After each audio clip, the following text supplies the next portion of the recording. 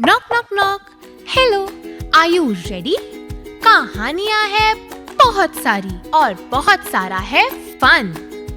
ये है टाइम मस्ती का, तो रन रन रन रन। आओ खेले गेम्स, जमकर होगी मस्ती और कोई नहीं रोकने वाला, क्योंकि ये है मस्ती की पाठशाला। हेलो फ्रेंड्स, हाय। आप सभी का पीएमसी हिंदी के शो मस्ती की पाठशाला में बहुत बहुत वेलकम है। मैं आपकी दोस्त और होस्ट शुभांगी फिर से हाजिर हूँ एक नई कहानी के साथ।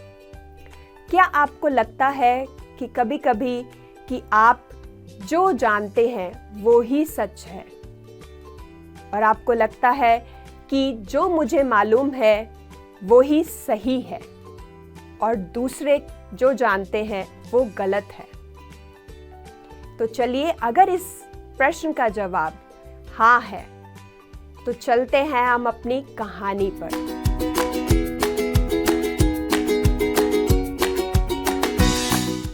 ये कहानी है 6 अंधे आदमी और एक बड़े से हाथी की। एक गांव में 6 अंधे व्यक्ति रहते थे और इन 6 आदमियों को लगता था कि वो एक दूसरे से बहुत चतुर और चालाक हैं। और एक बार उनके गांव में एक हाथी आता है और उनको लगता है कि ये जानवर कैसा होगा, चलो पता करते हैं। तो ये 6 के 6 आदमी उस हाथी को देखने जाते हैं और वहां जाते हैं तो पहला जो आदमी होता है वो हाथी के शरीर को छूता है, उसको महसूस करता है। और जैसे ही वो उसके शरीर को छूता है तो उसे लगता है कि ये तो बहुत सख्त है, बहुत कठोर है, ठोस है। तो वो कहता है अपने दोस्तों को, बताता है कि हाथी तो एक दीवार के जैसे लगता है। तो दूसरा आदमी आता है और दूसरा अंधा आदमी क्या करता है, वो हाथी के पैर को छूता है। और जैसे ही वो हाथी के पैर को छूता है तो उसे वो लगता है कि ये तो बहुत मोटा है, बड़ा है, गोल है। तो वो अपने मित्रों को, अपने दोस्तों को कहता है कि हाथी तो एक पेड़ के तने के समान है।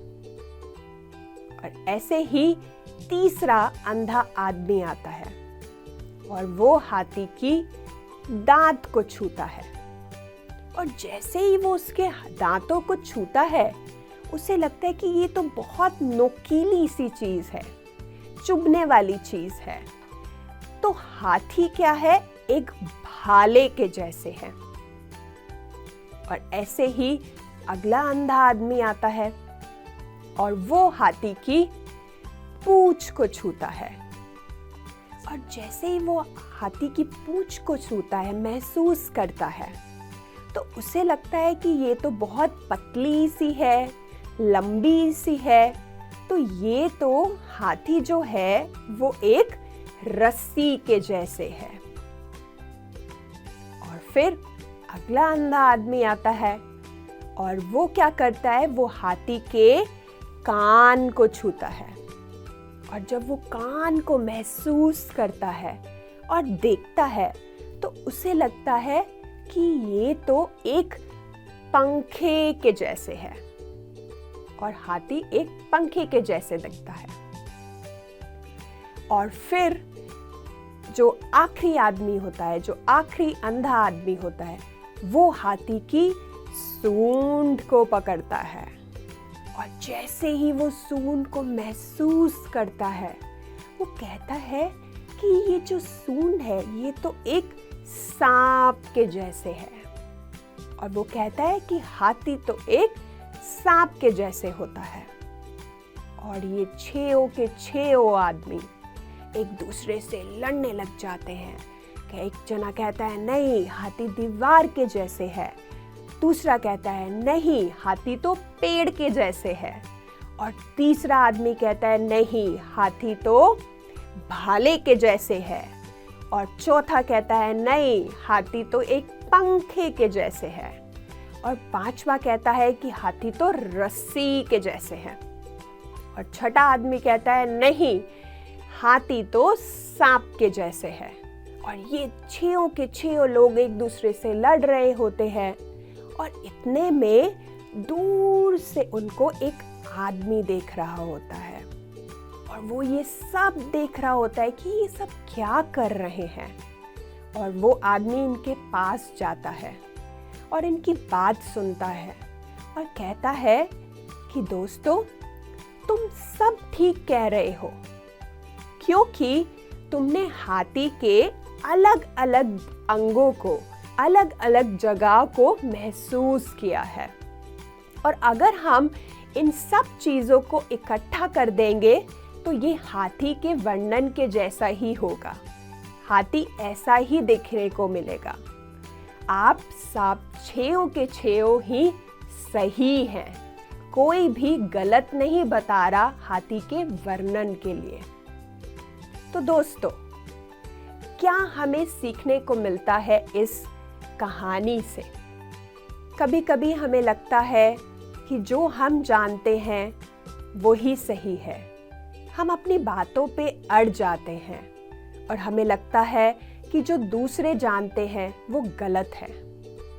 अपनी बातों को भी हमें रखना चाहिए, पर हमें दूसरों को भी उनकी बात कहने की अनुमति देनी चाहिए।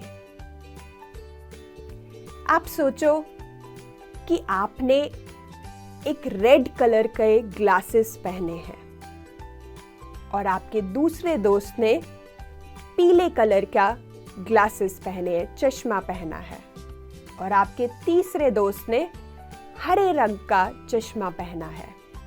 और आप सब बाहर जाते हो घूमने के लिए वो चश्मा पहन के, और आपने जो रेड कलर का ग्लास पहना है, आप सब कुछ आपको रेड दिखेगा। आप कहोगे कि वर्ल्ड क्या है, संसार क्या है, रेड कलर का है। और आपका दूसरा फ्रेंड कहेगा नहीं, वो तो ग्रीन कलर का है। और तीसरा कहेगा नहीं, वो तो येलो कलर का है। तो क्या है, आप सब एक दूसरे से लड़ने लगेंगे कि नहीं, मैं सही कह रहा हूँ, या वो कहेगा नहीं, मैं सही कह रहा हूँ, तुम गलत कह रहे हो। पर ऐसा नहीं है दोस्तों, क्योंकि हमने वैसे रंग के ग्लासेस पहने हैं तो हमें वर्ल्ड भी वैसा दिखता है। तो हम में से कोई भी गलत नहीं है।